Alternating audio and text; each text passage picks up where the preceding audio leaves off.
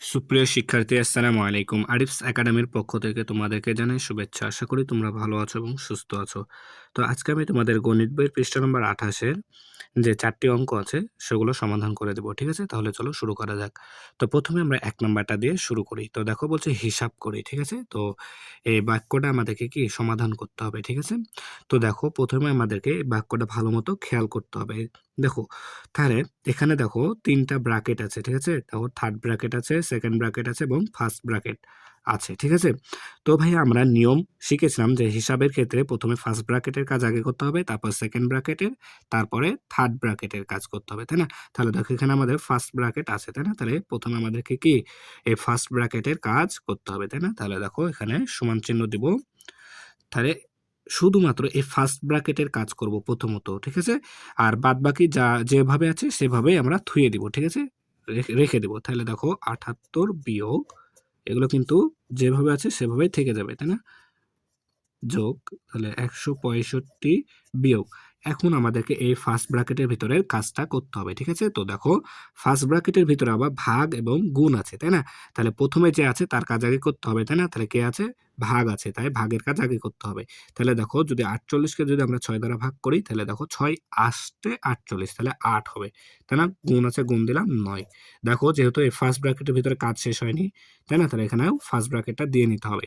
তাই না? এরপর দেখো গুণ ২ আছে তাই ২ টা দিয়ে দিলাম। 2nd ব্র্যাকেট আছে, 2nd ব্র্যাকেট দিয়ে নাও। 3rd ব্র্যাকেট আছে, 3rd ব্র্যাকেটটাও দিয়ে নাও। এরপর দেখো ২য় লাইনে তাহলে আবারও কিন্তু আমাদের এখানে 1st ব্র্যাকেট আছে। তাই না? তাহলে 1st ব্র্যাকেটের কাজ আগে করতে হবে। তাহলে বাদবাকিগুলো যেভাবে আছে সেভাবেই রেখে দিতে হবে। তাই না? তাহলে ৭৮ বিয়োগ 3rd ব্র্যাকেট ৫৬ যোগ 2nd ব্র্যাকেট ১৬৫ বিয়োগ দেখো এখন 1st ব্র্যাকেটের ভিতরে আছে ৮ গুণ ৯ তাহলে ৮ নং ৭২ তাহলে এখানে ৭২ লিখে দিতে হবে। গুণ ২ তাই না? তারপরে 2nd ব্র্যাকেট দিতে হবে। তারপরে 3rd ব্র্যাকেটটা দিয়ে নিতে হবে। তাই না? এরপর দেখো তাহলে আমাদের 1st ব্র্যাকেটের কাজ কি শেষ। এরপর দেখো এখন আছে 3rd ব্র্যাকেট এবং 2nd ব্র্যাকেট। তাহলে কার কাজ আগে করব? আগে 2nd ব্র্যাকেটের ভিতরের কাজটা আগে শেষ করে দেব। তাই না? আর বাদবাকি যেভাবে আছে সেভাবেই থেকে যাবে। তাই না? তাহলে ৭৮ বিয়োগ 3rd ব্র্যাকেট ৫৬ যোগ এখন দেখো 2nd ব্র্যাকেটের ভিতরে আছে ১৬৫ বিয়োগ ৭২ গুণ ২ তাই না? তাহলে দেখো আমরা শিখেছিলাম নিয়মে যে যদি ব্রা- কি নিয়মে শিখেছিলাম আগে কার কাজ করতে হবে যোগ বিয়োগ গুণ ভাগের ক্ষেত্রে আগে গুণ এবং ভাগের কাজ করতে হবে। তাই না? তো এখানে ভাগ যেহেতু নাই গুণ আছে তাই আগে কিসের কাজ করব? গুণের কাজটা আগে করে নিব। তাই না? তাহলে 2nd ব্র্যাকেট থেকে যাবে ১৬৫ বিয়োগ দেখো ৭২ কে এখন যদি আমরা ২ দ্বারা গুণ করি তাহলে ২ দুগুণ ৪ হাতে থাকে ২ দুগুণ ৪ ঠিক আছে? আর ৭ দুগুণ ১৪ ১৪৪ 2nd ব্র্যাকেট থেকে যাবে তার কারণ কাজ শেষ হয়নি এখনো। তাই না? 3rd ব্র্যাকেটটা দিয়ে নিলাম। এরপর দেখো তাহলে এখনো 2nd ব্র্যাকেট আছে। তাই না? তাহলে 2nd ব্র্যাকেটের কাজটাকে শেষ করতে হবে। তাই না? তাহলে দেখো আর বাদবাকিগুলো কি সেম ভাবে থেকে যাবে।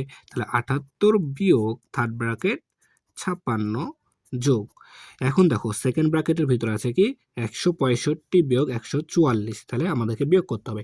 তো দেখো যদি আমরা ৫ থেকে ৪ বাদ দিই তাহলে হয় ১। ঠিক আছে? এরপর দেখো ৬ থেকে যদি ৪ বাদ দাও, ৬ থেকে যদি ৪ বাদ দাও তাহলে হবে ২। ঠিক আছে? আর ১ থেকে ১ বাদ দিলে শূন্য পাবে, শূন্যের দাম নাই। ঠিক আছে? তাহলে দেখো আমাদের 2nd ব্র্যাকেটের ভিতরে কাজ কি শেষ। তাই না? তাহলে 2nd ব্র্যাকেট উঠে যাবে। এখন 3rd ব্র্যাকেটটা আছে, 3rd ব্র্যাকেটটা দিয়ে নিলাম। দেখো। এরপর দেখো তাহলে ৭৮ তাহলে 3rd ব্র্যাকেটটা কি একটাই আছে, ব্র্যাকেটটার কোনো নাই। তাহলে 3rd ব্র্যাকেটের কাজ করতে হবে বের। তাহলে ৭৮ বিয়োগ দেখো 3rd ব্র্যাকেটের ভিতরে আছে কি ৫৬ যোগ ২১ তাহলে এটা কি করতে হবে? যোগ করতে হবে। তাই না? তাহলে ৬ আর ১ এ ৭ ঠিক আছে? আর ৫ আর ২ এ ৭ তাই না? তাহলে 3rd ব্র্যাকেটের কাজ শেষ তাই 3rd ব্র্যাকেট কি উঠে গেল। ঠিক আছে? এখন দেখো ৭৮ বিয়োগ ৭৭ আছে। তাই না? তাহলে যদি ৮ থেকে ৭ বাদ দাও তাহলে হয় ১ আর ৭ থেকে ৭ বাদ দিলে শূন্য বামে শূন্যের কোনো দাম নাই। তাই না? তাহলে দেখো আমাদের উত্তর কিন্তু চলে আসলো। তাহলে আমাদের অ্যান্সার কত? ১। ঠিক আছে? তাহলে আশা করি তোমরা এটা বুঝতে পেরেছো। ঠিক আছে? আমরা আস্তে, আস্তে খুব মনোযোগের সাথে ধাপে, ধাপে অঙ্কটা সমাধান করব। ঠিক আছে? তাহলে কিন্তু আমরা খুব সহজে সমাধানটা করে ফেলতে পারলাম। তাই না? তাহলে আশা করি তোমরা বুঝতে পেরেছো। ঠিক আছে? তাহলে এবার দেখো আমরা ২ নাম্বারটা সমাধান করব। ঠিক আছে? তো দেখো ২ নাম্বারটা প্রশ্নটা পড়ো। তো দেখো বলছে ১২টি কলমের দাম ৳১৮০ হলে ২৫টি কলম কিনতে কত টাকার প্রয়োজন হবে? ঠিক আছে? দেখো এখন বলছে যে গাণিতিক বাক্য লিখি ও সমাধান করি। ঠিক আছে? তো এই অঙ্কটা কিন্তু আমরা ২ ভাবে করতে পারি। ১ নাম্বার হচ্ছে গাণিতিক বাক্য এবং ২ নাম্বার হচ্ছে ওই ঐকিক নিয়মেও করতে পারি, ঠিক আছে? এর আগের ক্লাসে কিন্তু আমরা শিখেছিলাম ঐকিক নিয়মটা, ঠিক আছে? তো আমাদেরকে যেহেতু এখানে প্রশ্নে উল্লেখ করে দিয়েছে যে গাণিতিক বাক্য লিখতে এবং সমাধান করতে, তাই আমরা এখানে এই অঙ্কটা কিভাবে করব? গাণিতিক বাক্য লিখে সমাধান করব, ঠিক আছে? তো দেখো, তাহলে বলেছে কি যে 12টি কলমের মূল্য 180 টাকা, ঠিক আছে? আচ্ছা, তার আগে সমাধান দেখো। তাহলে দেখো, 12টি কলমের দাম বলেছে 180 টাকা, ঠিক আছে? তাহলে আমাদের বের করতে বলেছে 25টি। তার আগে আমাদেরকে একটি কলমের দাম বের করতে হবে না? তাই কি করব আমরা? এই 180-কে 12 দ্বারা ভাগ করব, তাই না? তাহলে কি আমাদের একটি কলমের দাম বের হয়ে যাবে। তাহলে আমরা লিখব গাণিতিক বাক্য, গাণিতিক বাক্য, গাণিতিক বাক্য, ঠিক আছে? সমান সমান। আচ্ছা, দেখো, তাহলে এখন আমরা কি করব? গাণিতিক বাক্য 180 ভাগ 12, 180 ভাগ 12, ঠিক আছে? তাহলে 180 ভাগ 12, তাহলে এখানে কয়টি কলমের দাম পাবো? যদি এটাকে ভাগ করি তাহলে একটি কলমের দাম পাবো, তাই না? এখন আমাদের প্রশ্ন বলেছে 25টি কলমের দাম কত?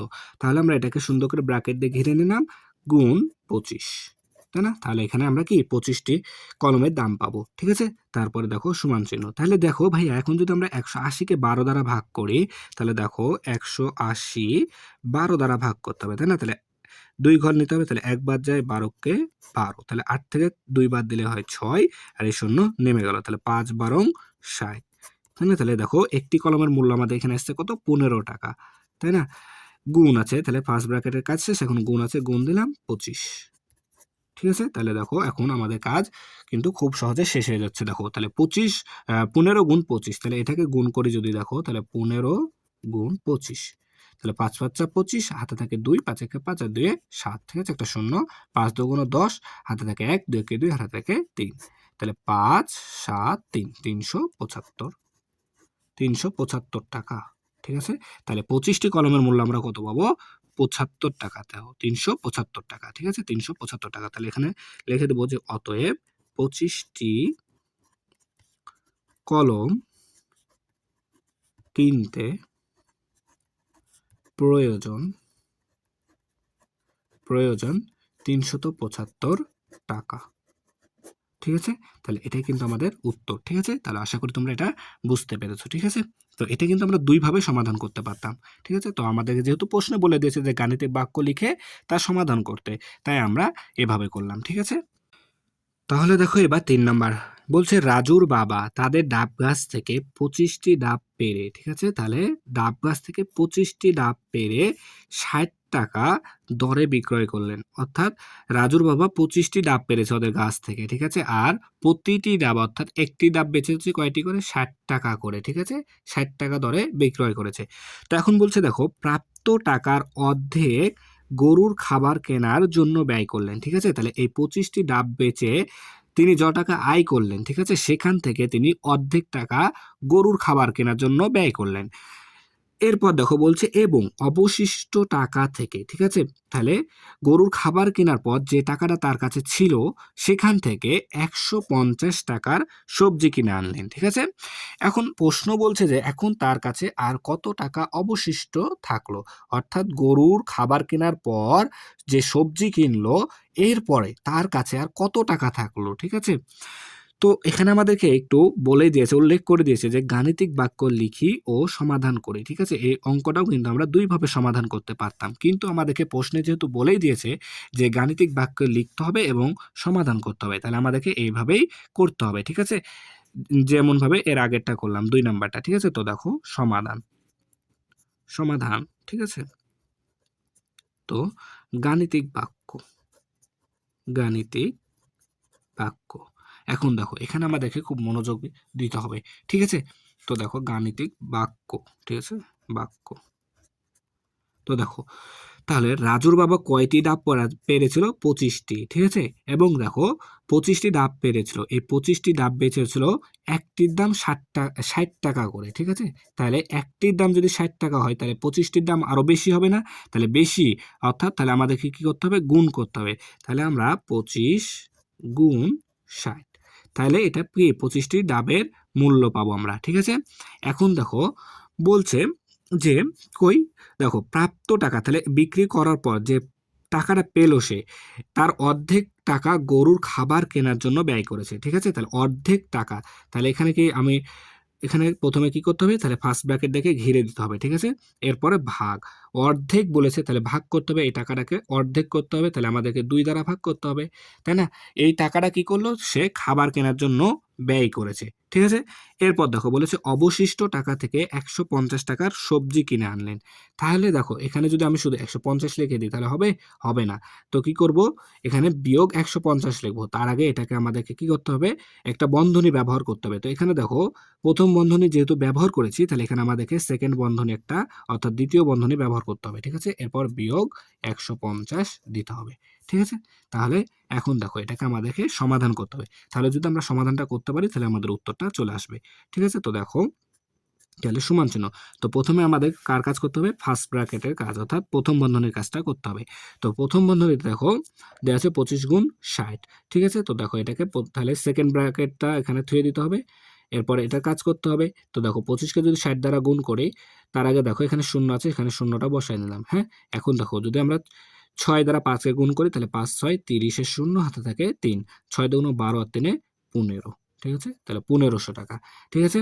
এরপর দেখো ভাগ চিহ্ন আছে, ভাগ দিলাম 2, ঠিক আছে? এরপর দেখো সেকেন্ড ব্র্যাকেট, ঠিক আছে? বিয়োগ 150, ঠিক আছে? তাহলে এখন আমাদেরকে সেকেন্ড ব্র্যাকেট অর্থাৎ দ্বিতীয় বন্ধনীর কাজটা করতে হবে। তো দেখো যদি আমরা 1500কে 2 দ্বারা ভাগ করি তাহলে আমাদের আসবে 750, ঠিক আছে? তাহলে 750 আসবে, ঠিক আছে? এরপর দেখো তাহলে দ্বিতীয় বন্ধনীর কাজ শেষ, তাহলে বিয়োগ আছে, বিয়োগ দিলাম 150।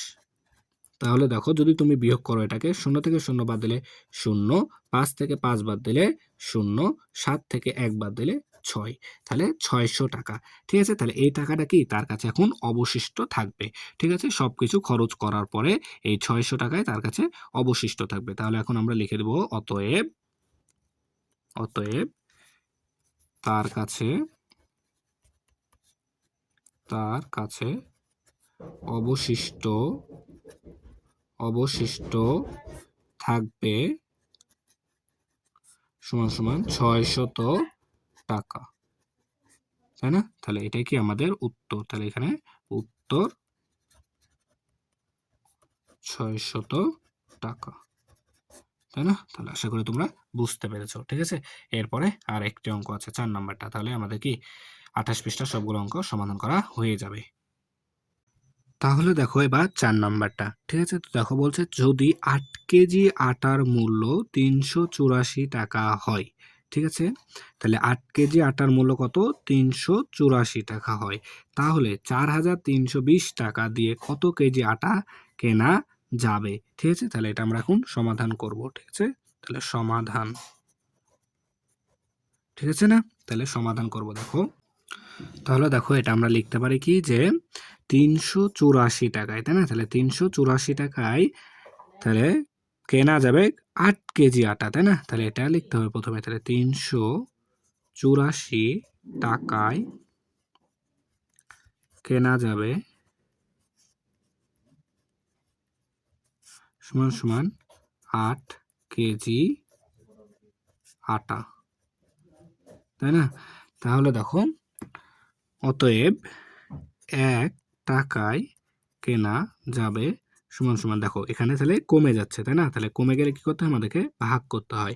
তো দেখো তাহলে আমাদেরকে সবসময় আমরা ভাগ করি কি, এই সংখ্যা দ্বারা এই সংখ্যাটা দিয়ে এই সংখ্যাটা ভাগ করি, তাই না? তাহলে এখানে দেখো এই সংখ্যা দ্বারা এটা কি ভাগ যায়, যায় না, তাই আমরা একটু অন্য নিয়মে ভাগ করব, তাই না? তাহলে প্রথমে আমরা 8 লিখবো, দিয়ে এভাবে একটা চিহ্ন দিয়ে দেবো, এটা হচ্ছে কি ভাগ চিহ্ন, ঠিক আছে? এটাকে ভাগ বলে, ঠিক আছে? দিয়ে 384 নিচে লিখে দেবো, ঠিক আছে? তাহলে এটা হয়ে গেল, তাহলে ভাগ করা, তাহলে কেজি আটা, তাই না? এখন দেখো বলেছে আমাদের 4320 টাকায়, তাই না? তাহলে 4320 টাকায় কত কেজি আটা কেনা যাবে, তাহলে 4320 টাকায় কেনা যাবে সমান সমান, এখন দেখো এখানে যেহেতু ভাগ করেছি তাহলে এখন এটাকে কি করতে হবে, গুণ করতে হবে, তাহলে টান দিয়ে দাও, তারপর দেখো এইটাকে আগে লিখে লিখে নাও, তাই না? 8/364, 84। তাহলে এখন গুণ করতে হবে। গুণ করতে হবে সবসময় উপরেরটার সাথে, ঠিক আছে? আর ভাগ করতে হবে নিচেরটার সাথে। তাহলে আমরা যেহেতু গুণ করছি তাহলে উপরের সাথে গুণ করতে হবে। তাহলে এত কেজি আটা, তাই না? তাহলে এখন দেখো, এখন এটা আমরা সমাধান করলেই হয়ে যাবে। তো দেখো, প্রথমে আমরা কি করব, এই ৮ দ্বারা এই ৩৮৪ কে ভাগ করব, ঠিক আছে? তো দেখো, যদি আমরা ভাগ করি ৩৮৪ কে ৮ দ্বারা, তাহলে দেখো যদি ভাগ করি তাহলে দেখো কত আসে। তাহলে ২ ঘর নিতে হবে, তাহলে ৮, তাহলে ৪ আসছে ৩২, ৪ আসছে ৩২, তাই না? ৮ থেকে ২ বাদ দিলে ৬। তারপর দেখো ৪ টা নেমে যাবে, তাই না? তাহলে ৮ ৮ এ ৬৪, তাহলে ৪৮ আসছে, ঠিক আছে? তাহলে এখন আমরা এখানে কি করব, এই ৮ দ্বারা এই ৩৮৪ কে কাটাকাটি করে দেবো, দিয়ে নিচে লিখে দেবো ৪৮, ঠিক আছে? এখন দেখো, এই ৪৮ দ্বারা এই ৪৩২০ কে ভাগ করতে হবে, ঠিক আছে? এই ৪৮ দ্বারা ৪৩২০ কে ভাগ করতে হবে। তাহলে দেখো, ভাগ যদি করি তাহলে দেখো ৪৩২০ ভাগ হচ্ছে ৪৮। তাহলে দেখো, ২ ঘর নিলে ২ ঘর নিলে হবে না, ৩ ঘর নিতে হবে, তাই না? তাহলে ৪৩২ পর্যন্ত ৪৮ ঘরে নামতা পড়তে হবে আমাদের, কি ৪৮ ঘরে নামতা পড়তে হবে ৪৩২ পর্যন্ত, ঠিক আছে না? তাহলে দেখো, যদি আমরা এই ৪৮ কে ৯ দ্বারা গুণ করি তাহলে দেখো কত আসে আমাদের। ৯ দ্বারা যদি গুণ করি তাহলে দেখো, ৯ দ্বারা যদি গুণ করি তাহলে দেখো ৮ নং ৭২, হাতে থাকে ৭, তাহলে ৪ নং ৩৬ আর সাথে ৪ নং ৩৬ আর সাথে ৪৩, ঠিক আছে? তাহলে দেখো ৪৩২ চলে আসছে। তাহলে এখানে ৯ চলে গেল আর এখানে ৪৩২, তাই না? তাহলে ০, এই শূন্যটা নেমে যাবে, তাই না? এখন ০ দ্বারা গুণ করলে ০, তাহলে ০, তাহলে ৯০ চলে আসে। তাহলে এটাকে আমরা এভাবে কেটে দেবো, তাহলে ৯০ এখানে লিখে দেবো, তাই না? তাহলে আমাদের উত্তর চলে আসলো, দেখো ৯০ কেজি আটা, ৯০ কেজি আটা। তাহলে আমরা ৪৩২০ টাকা দিয়ে কয় কেজি আটা কিনতে পারবো? ৯০ কেজি আটা, ঠিক আছে? তাহলে আশা করি তোমরা বুঝতে পেরেছো, তাই না? তাহলে এটাই আমাদের কি উত্তর। তাহলে উত্তর